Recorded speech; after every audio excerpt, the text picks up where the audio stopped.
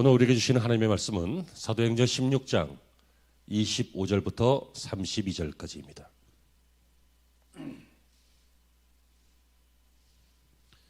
사도행전 16장 25절, 32절까지의 말씀을 우리 화면 보시면서 함께 봉독하십니다. 다 같이요. 한밤중에 바울과 실라가 기도하고 하나님을 찬송하며 죄수들이 듣더라. 이에 갑자기 큰 지진이 나서 옥토가 움직이고 문이 곧 다 열리며 모든 사람의 메인 것이 다 벗어진지라.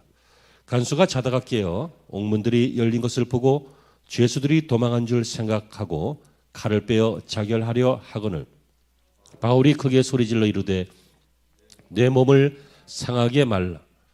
우리가 다 여기 있노라 하니 간수가 등불을 달라고 하며 뛰어 들어가 무서워 떨며 바울과 실라 앞에 엎드리고 그들을 데리고 나가 이르되 선생들이여 내가 어떻게 하여야 구원을 받으리이까 하거늘 이르되 주 예수를 믿으라. 그리하면 너와 내 집이 구원을 받으리라 하고 주의 말씀을 그 사람과 그 집에 있는 모든 사람에게 전하더라. 아멘.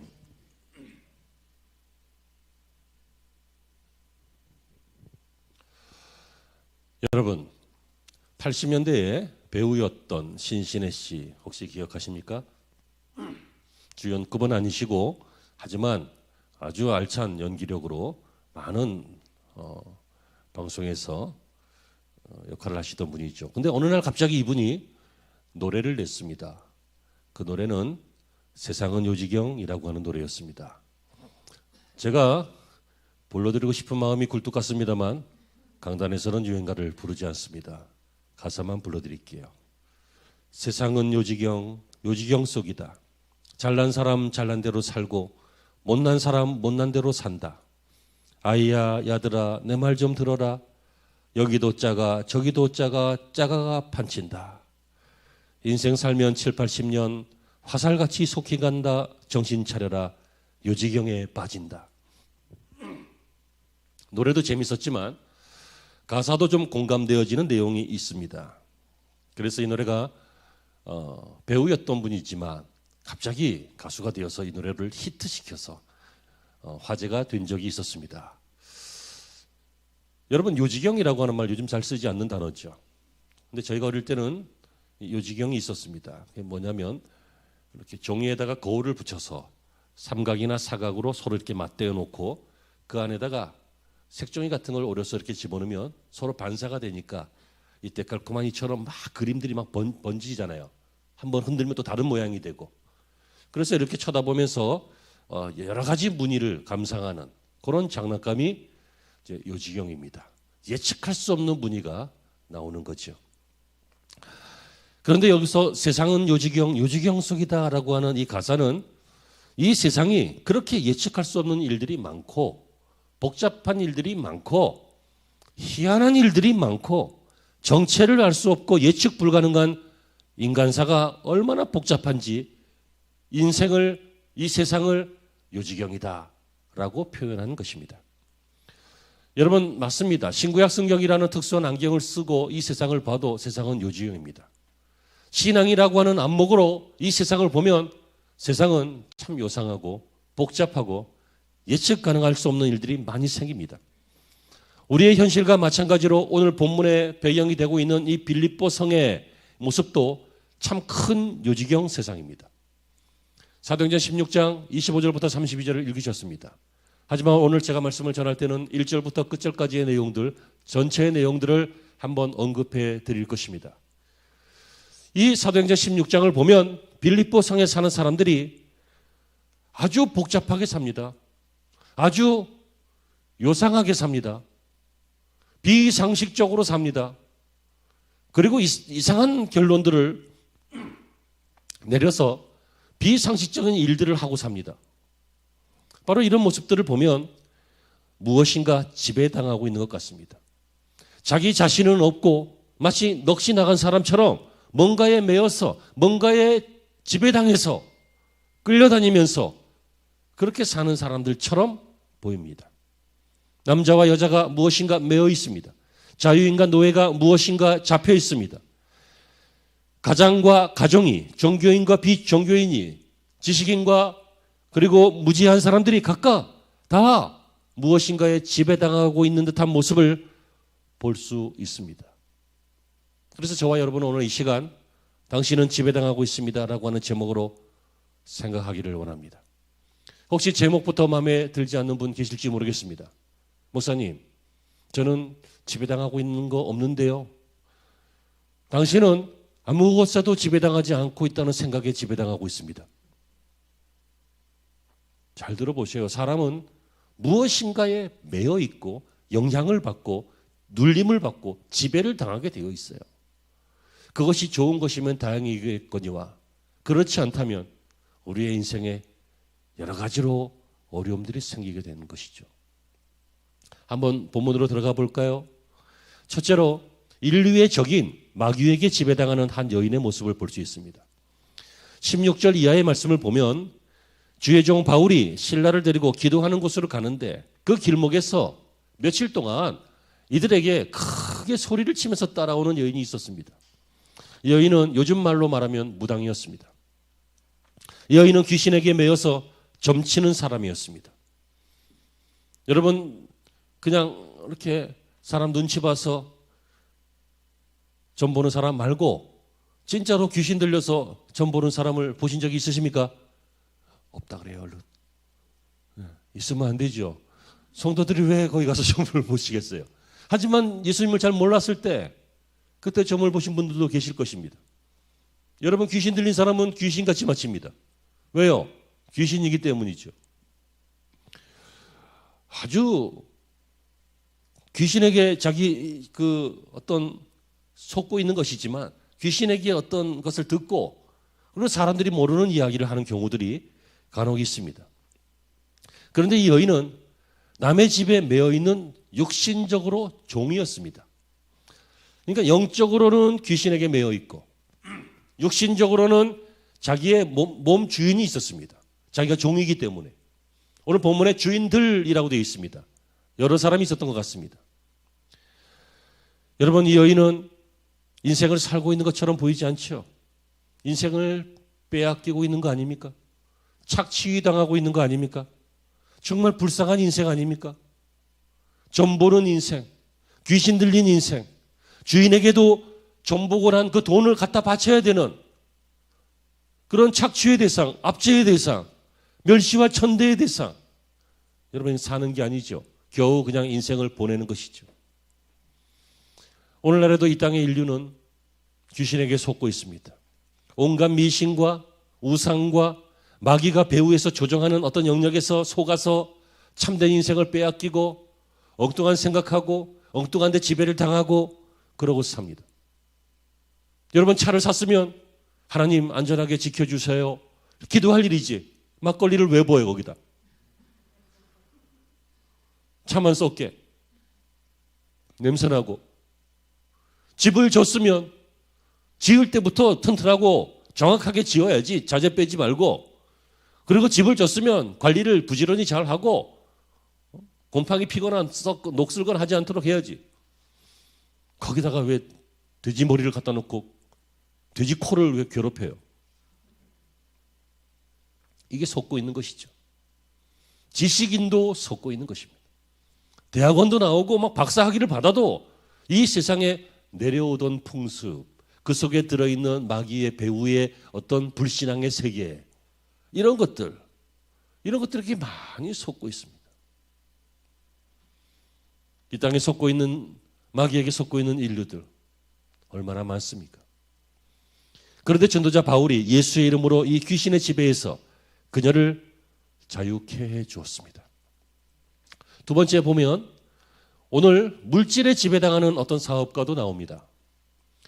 이 여인이 점을 쳐서 주인에게 돈을 줘야 하는데 이 여인이 귀신이 떠나갔어요. 그럼 점 못 치죠. 그러니까 19절에 보면 주인이 어떻게 생각합니까? 자기 수익의 소망이 끊어진 것을 보았다. 왜요? 저 여자가 이제 평범한 사람이 됐네. 그럼 점 못 보겠네. 그럼 돈 못 벌겠네. 돈 안 갖고 오겠네. 그 얘기예요. 그래서 바울과 실라를 관청에 고발했습니다. 여러분, 이 돈이 많은 사람이고 고대 사회에서는 아마도 돈이 많으면 사람들을 매수하기 쉽기 때문에 사람들과의 관계가 좀 수월하기 때문에 이 돈에 사로잡힌 이 사람의 고발을 듣고 관원들이 그들을 잡아갑니다. 물어봐야 될 거 아니에요. 여러분, 아픈 사람을 고쳐줬어요. 좋은 일이에요, 나쁜 일이에요? 좋은 일이죠. 당신 왜 이렇게 했냐? 어떻게 했길래 이렇게 됐냐? 뭐 알아봐야 되잖아요. 이 여인이 그러면 자유인이 됐구나, 귀신이 떠나갔구나, 이런 모든 상황과 정황을 알아봐야 될 거 아니에요. 근데 어떻게 했어요? 돈벌이를 못하네. 모든 일을 다 이익으로만 생각하는 사람, 모든 일에서 다 돈만 연루된 사람. 무슨 일을 해도 돈이 될까 안 될까? 저걸 봐도 저게 돈이 될까 안 될까? 이 돈에 매여 사는, 돈에 지배당하고 있는 이 사업가의 모습은 오늘날 자본주의 사회를 살고 있는 우리 이 사회의 모습은 아닙니까?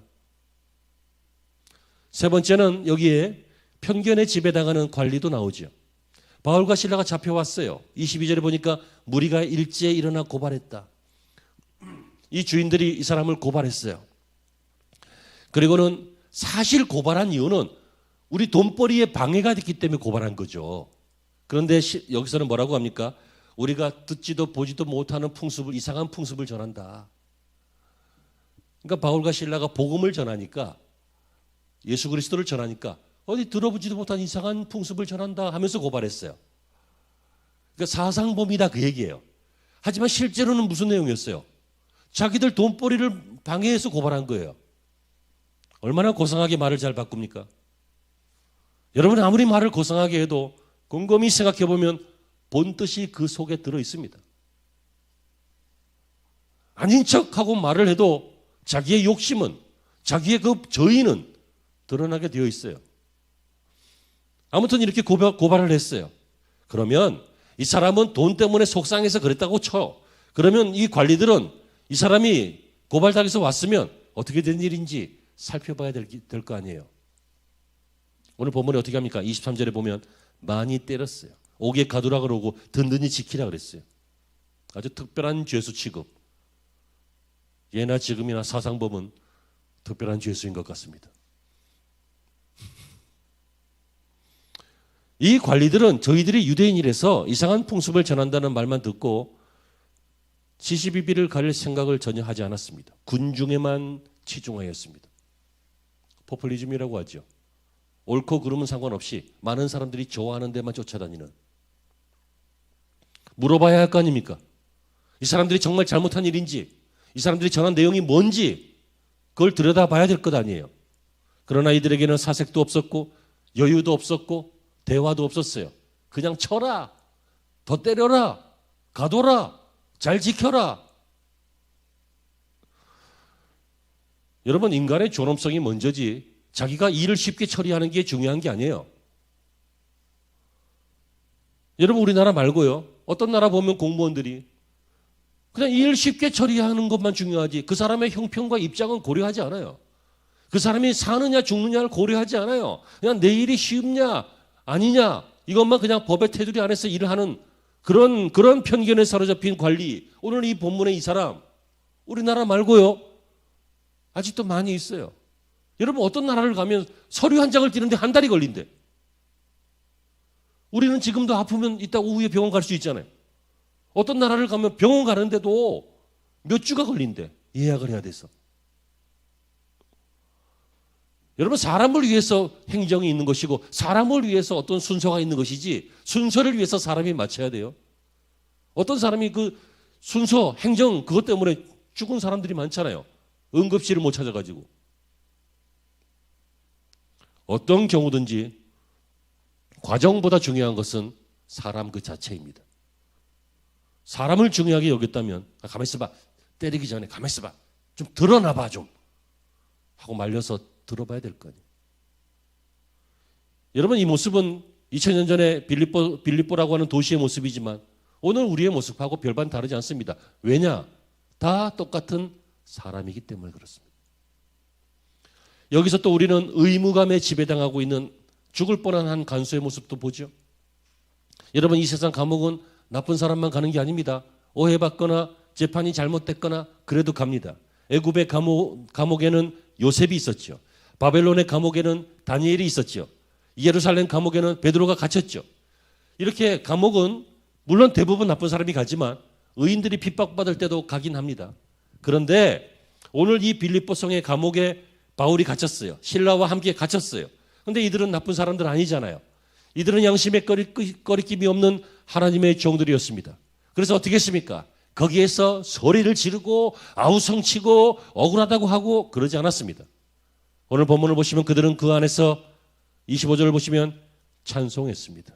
하나님을 찬미하고 예배했습니다. 여유 있는 모습 아닙니까? 그런데 창살이 열렸습니다.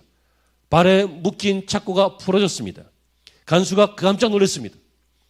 여러분, 밤에 어두컴컴한데 지진 같은 것이 나더니 안개 같은 것이 자욱하고 옥문은 열렸고 그 깜깜해서 안에는 안 보이는데 누가 봐도 정황상 이것들이 탈옥한 거죠. 그러니까 이 간수가 잘 이해는 안 가지만 그 일을 당할 때 내일 내가 책임을 물으면 끝장나겠구나. 에이, 이 하기도 힘든데 미리 죽자 하고 자결하려고 했습니다. 여러분, 이 사람은 그저 의무감에 지배당하고 있던 공무원으로 여깁니다. 여러분, 물론 의무감이라고 하는 거 굉장히 중요합니다. 의무감마저도 없으면 자기 일을 안 하고 직무유기하는 경우가 많습니다. 아니, 판사가 이렇게 해야 될 거 아니에요. 그죠? 경찰은 이렇게 해야 될 거 아니에요. 그 의무감이 있어야 그렇게 하지요. 근데 그것도 안 하면 직무유기지. 하지만 여러분, 의무감만 가지면 안 됩니다. 의무감 위에 우리는 무엇이 있어야 될까요? 사명감입니다. 내가 이 일을 하는 것이 사람들에게 도움이 된다. 내가 이 일을 하는 것이 하나님에게 기쁨이 된다. 내가 이 일을 함으로 우리의 가정이 잘 유지가 된다. 이런 마음으로 해야지. 야, 내가 오늘도 마지못해 출근한다. 퇴근하면서부터 걱정해요. 내일 출근 어떻게 할지. 막 일이 싫은 거예요. 근데 애들은 키워야 되고 하니까 내가 의무감으로 가기는 간다. 생각을 조금만 바꿔봐요. 그 의무감이 아니라 그거를 사명감으로 내가 우리 가정을 행복하게 지키기 위해서 이렇게 일을 한다. 물론 힘든 일이지만 다 마음에 드는 일은 아니지만 이렇게 한다 하면 같은 일을 해도 생각이 다르니까 상황도 달라지고 결과도 달라져요. 설거지를 내가 집에서도 안 하는데 교회까지 와서 해야 되냐. 순서가 맞다고. 그래봐야 2달에 한 번 할 텐데 지금은 1년 동안 안 했고 연초부터 지금까지 안 했잖아요. 작년부터 안 했지 사실은. 하지만 어쩌다 한 번 하면 우리 교회 말고요. 일산에 있는 교회 말고요. 저 촌에 가면 그 구멍가게 하시는 성질 고약한 김 권사님 있어요. 없어요. 내가 집에서도 안 하는데 여기까지 좀 근데 이왕 하는 거 의무감에 하지 말고 내가 순서가 왔기 때문에 한다 그렇게 하지 말고 이걸 함으로써 교회의 덕이 되고 이걸 함으로써 교회 질서가 유지되어지고 내가 깨끗이 함으로 사람들이 건강해지고 행복해진다. 이런 사명감으로 좀 바꾸란 말이에요. 여러분, 의무감에 지배를 당하면 그걸 프레스라고 하는데 스트레스를 받아요. 눌림을 받아가지고. 그래서 이 일이 재밌지가 않아요. 보람이 없어요. 여러분, 이 목회도 그래요. 의무감으로 하면 목회처럼 하기 복잡한 게 어디 있겠어요. 사명감으로 하는 거예요. 집사님들도 마찬가지예요. 여러분들이 받은 직분도 사명으로 하나님을 기쁘시게 해드리기를 바랍니다. 이 사람은 자기의 삶을 주도하지 못했어요. 의무감에 매어서 살았어요. 거기에 지배를 당했어요. 그러니까 행복하지 않았고, 행복하지 않은 사람의 특징이 뭡니까? 큰 어려움이 오면 때려치는 거예요. 이 사람 보세요. 다 도망갔구나. 내일 내가 문책을 당하면 죽을 수 있겠구나. 죽자. 얼마나 간단합니까? 자, 오늘의 설교의 본론이자 결론입니다. 이런 종류의 현장의 인생들 말고 우리는 하나님에게 지배당하고 있는 몇 가지 유형의 사람들을 16장에서 볼 수 있습니다. 그들은 첫째로 전도자 바울과 실라입니다. 빌립보 교회를 세움으로써 유럽 지역의 첫 번째 교회를 세우는 유럽 지역의 첫 번째 선교사, 오늘 본문의 사실상 주인공입니다. 이 바울은 무엇의 지배를 당했습니까? 성령의 지배를 당했습니다. 6절에 보시면 성령께서 아시아에서 말씀을 전하지 못하게 하셨고 마침내 성령의 지배를 당해서 환상을 보게 되었고 드로아에서 밤을 맞게 되었는데 성령이 그의 의지를 바꾸어서 마게도니아로 가게 됩니다. 거기에서 그는 안식일을 만나서 기도하는 곳으로 가다가 유대교 여인들이 예배하는 것을 보고 그리스도가 오셨다. 루디아와 자주장사 루디아와 어떤 여인들을 보고 복음을 전했고, 또 거기에서 귀신 들린 여인을 오늘 본문에 아까 보셨던 그 여인을 고쳐주고, 그리고 감옥에 갇히게 된 것입니다. 여러분, 이 사람은 여유 있는 사람입니다. 어디로 가야 될지 모를 때 성령의 지배를 당해서 기도하고, 성령의 지배를 당해서 주의 음성을 듣고 환상을 보는 성령의 지배를 당했던 사람, 여유 있는 사람, 쫓기지 않는 사람, 뭘 할지 몰라서 방황하지 않는 사람, 바로 바울입니다. 그는 또 말씀의 지배를 당하는 사람이었습니다. 14절과 15절을 보십시오. 유대교를 믿는 여인들이 유대교식으로 예배하고 있을 때 그 그리스도가, 약속된 그리스도가 오셨다. 그분이 예수님이다. 나는 그분을 몰랐었는데, 그래서 핍박을 했는데 그분이 나를 만나셨다. 내가 체험해봤다. 그분은 살아나셨다. 그분이 메시아다. 라고 하는 것을 전했습니다. 말씀으로 유럽 지역의 관문인 이 빌립보성에 첫 번째 복음을 전했던 사람, 말씀에 지배당했던 사람입니다. 그는 또한 예수님의 이름에 지배당했습니다. 귀신 들린 자를 예수의 이름으로 고쳤습니다. 그가 지금 이곳에 있는 이유는 예수의 이름을 전하기 위해서입니다. 그가 이길 수 있는 힘도 예수의 이름 때문입니다. 그의 인생 전체는 예수님의 것이었습니다. 그는 예수님에게 지배당하는 복음의 사람이었죠. 여러분, 우리는 도대체 무엇에 지배를 당해야 될까요? 어차피 무엇인가에 지배를 당합니다. 앞에 보았던 간수처럼, 공무원처럼, 고발했던 사업가처럼, 귀신 들린 여인처럼 이 세상에 그 배후에 마귀가 있고 그 마귀가 펼쳐놓는 많은 함정에 빠져서 속아서 지배당하고 있는 그 사람들과 이 바울과 실라처럼 예수의 이름의 말씀에 성령에 지배당해서 하나님의 일에 쓰임받는 사람은 전혀 다른 사람들입니다. 뿐만 아니라 우리는 구원의 은혜에 지배당하는 사람들도 보죠. 루디아와 몇 명의 여인들, 자주장사, 옷감장사입니다. 그런데 이 여인이 구원의 은혜에 지배를 당했습니다. 말씀을 듣자 그 말씀이 믿어졌습니다. 성령이 임하신 것입니다. 그래서 이들이 예수 그리스도를 구세주로 영접하는 개신교 유대인이 아니라 그리스도인이 되었습니다. 그리고 이 여인의 집이 훗날 빌립보 교회의 전신이 되었습니다. 유럽의 첫 번째 교회, 루디아의 집입니다. 여러분, 구원의 은혜에 지배당했다는 증거가 바로 이런 것입니다. 영광스럽게 쓰임받는 거예요. 세상적으로 보면 별거 아닐지 몰라요. 자기 집에서 그냥 예배드린 거예요. 하지만 그것이 빌립보 지역 교회, 가정교회들의 첫 번째 교회인 빌립보 교회의 전신이에요. 영광스럽지 않으세요? 감옥을 지키던 간수의 가족들도 구원의 은혜에 지배당했어요. 간수가 죽으려고 했는데 바울이 말렸잖아요. 네 몸 상하게 하지 말라. 우리 여기 있다. 그때 이들은 우리가 말씀 듣다가 쾅 은혜 받는 것처럼 그때 이 사람은 쾅 하고 은혜를 받았습니다. 이상하다. 이 사람들은 보통 사람들하고 다르다. 그 증거가 어디 있어요?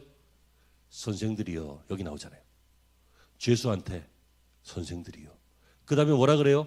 왜 안 도망갔어요? 안 물어보고 내가 어찌하여야 구원을 얻으리까? 영적 충격을 받은 거죠.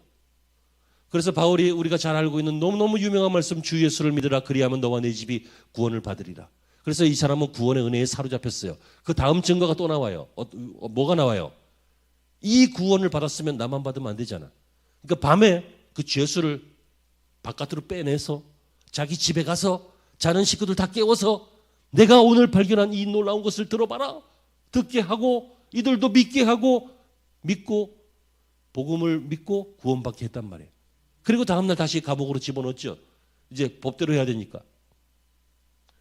여러분, 이렇게 구원의 은혜에 지배당하는 사람들이 있습니다. 오늘날 아무리 어렵고 현장 예배가 어렵고 신앙생활 하기가 점점 어렵고 경제가 어렵고 혼탁한 사상 속에서 온전한 믿음이 어렵고 다 어렵다 할지라도 그럼에도 불구하고 우리가 똑똑해서도 아니고 특별해서도 아니고 노력을 많이 해서도 아니고 오로지 은혜로 오로지 하나님이 주시는 은혜 때문에 구원의 은혜에 사로잡혀서 그리고 그 구원의 은혜에 지배당해서 나만 은혜를 누리는 것이 아니라 두루두루 섬기고 나누고 은혜를 전하기를 원하는 이런 종류의 사람들이 2000년 전에도 있었고 그 이후로도 있었고 오늘도 있다는 것입니다. 이 사람은 자기 임무가 문제가 아니었어요. 불과 얼마 전까지만 해도 1시간 전만 해도 그냥 한번 누가 울고 싶은데 뺨만 때려봐. 울고 싶은 놈 뺨 친다 그러면 그런 말 들어보셨죠? 아닌가 없나 그런 말? 그러지 않아도 울고 싶은데 누가 뺨 때리면 그냥 울잖아. 핑계 삼아서. 그러지 않아도 누가 건드리기만 하면 터질 것 같은데 한번 건드려봐. 근데 건드렸는데 주수들이 도망갔으니까 죽어버리려고 했던 사람이에요. 불과 몇 시간 전만 해도 이런 사람이었어요. 그런데 이제는 자기의 임무가 문제가 아니고 구원의 은혜를 체험한 거예요. 가장 큰 거예요. 여러분, 사람이 이 땅에서 얻을 수 있는 가장 큰 것은 거부가 되는 체험, 그게 아니에요. 그것도 귀한 것이겠지만 막 박사가 되는 체험, 그런 거 아니에요. 그것도 귀한 것이겠지만 그런 건 다 사라져요. 이 세상에서 우리가 할 수 있는 가장 큰 체험은 구원의 체험이에요. 하늘 날아가는 체험이고 내 인생이 바뀌는 체험이에요. 날이 밝자 전날 밤의 일을 상관에게 다 얘기했어요. 그러던 중에 바울이 로마 시민권을 가진 사람인 것을 밝혔어요. 그랬더니 그들이 두려워해서 조용히 내보내려고 했어요. 로마 시민권자를 지방관리가 재판도 안 하고 이렇게 때리면 자기들에게 큰일이 나거든.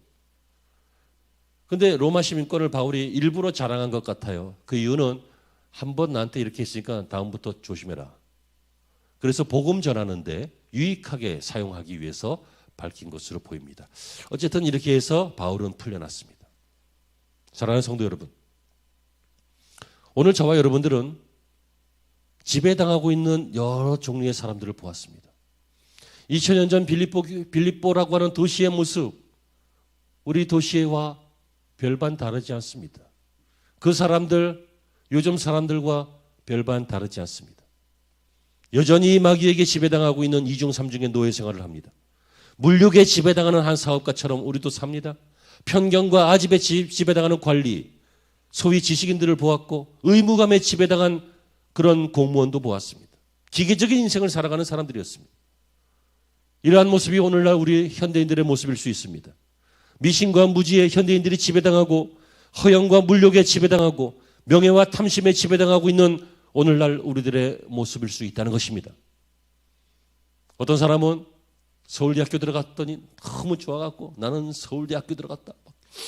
교만에 사로잡혀서 엄마 아빠까지 함께 교만에 사로잡혀서 목이 뻣뻣해지셔갖고 그 목을 좀 이렇게 두드려줬으면 좋겠는데 아무튼 막 여러분 자랑하고 싶은 마음하고 교만은 전혀 다른 거죠. 어떤 사람은 또 오히려 서울대에 떨어졌다고 낙심에 붙잡혀가지고 세상 끝난 것처럼 한강으로 갈까 동작대교로 갈까 어디로 갈까 막 낙심에 사로잡히는 사람도 있어요. 어떤 사람은 친구 때문에 교회 가기가 어려워요. 뭐 때문에 신앙생활 하기가 어려워요. 그 친구의 지배를 당하는 그 무엇인가의 지배를 당하는 그런 종류의 사람이 있습니다.